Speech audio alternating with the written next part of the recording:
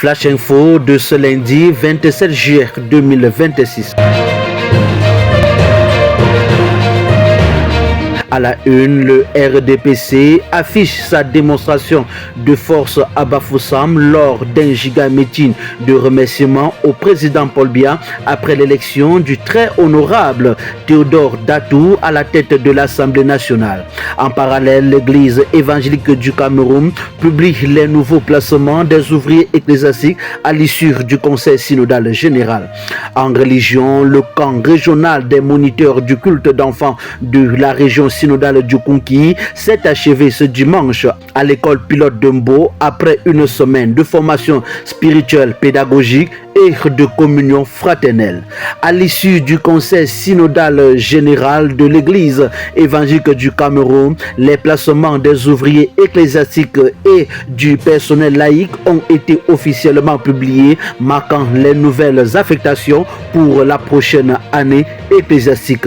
Les journées nationales des jeunes catholiques se sont achevées à Bétois sur le thème « Prenez courage, j'ai vaincu le monde » avec un appel à la jeunesse à demeurer fidèle au Christ.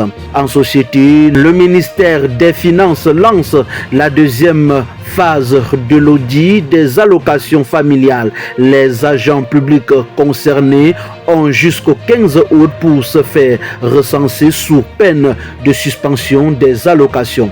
Après les réactions des autorités sanitaires, Manuela Nimpa, connue sous le nom de la croqueuse de diamants, annonce l'arrêt définitif de ses activités d'injection esthétique.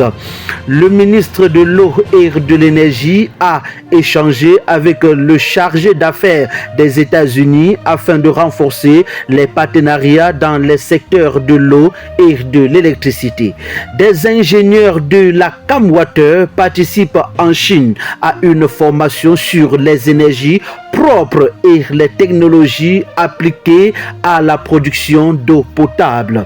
Le MINJEC et l'Université de Yaoundé 1 signent un partenariat de 5 ans pour promouvoir l'entrepreneuriat et l'insertion professionnelle des étudiants. À Kribi, le port autonome et le ministère de l'Environnement renforcent leur coopération pour le développement de l'économie bleue et la protection des écosystèmes marins. Le MIMPROF condamne la diffusion de contenus dégradants sur les réseaux sociaux et appelle les familles à une plus grande vigilance pour protéger les jeunes filles. Le Cameroun participe à la 23e édition des Jeux du Commonwealth à Glasgow avec des athlètes engagés dans plusieurs disciplines. Le MINEPIA et le PNUD renforcent leur coopération pour développer les secteurs de l'élevage, de la pêche et de l'aquaculture.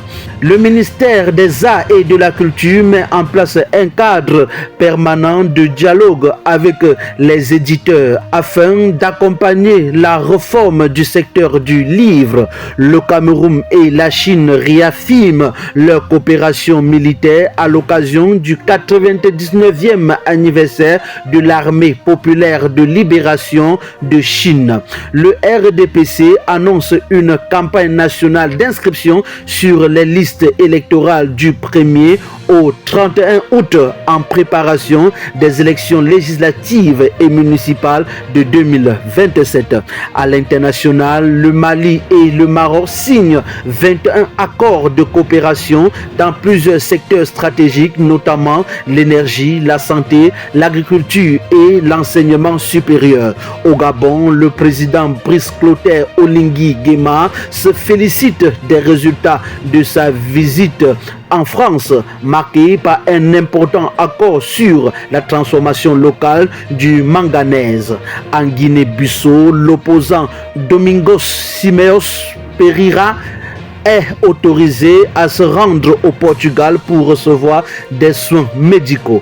Le Nigeria engage une profonde réforme de son armée avec la création de 4 nouvelles divisions et le recrutement de 28 000 militaires. Au Sénégal, l'Assemblée nationale valide plusieurs propositions de loi et commission d'enquête sur la gouvernance publique. Et en sport, le tribunal arbitral du sport examinera le 8 octobre l'appel du Sénégal concernant la finale de la CAN 2025 face au Maroc. Les États-Unis et l'Arabie Saoudite concluent un important accord de coopération sur le nucléaire civil et renforcent leur partenariat stratégique. Enfin, les États membres de la Cour pénale internationale ont voté la destitution du procureur Karim Khan, une première dans l'histoire de l'institution.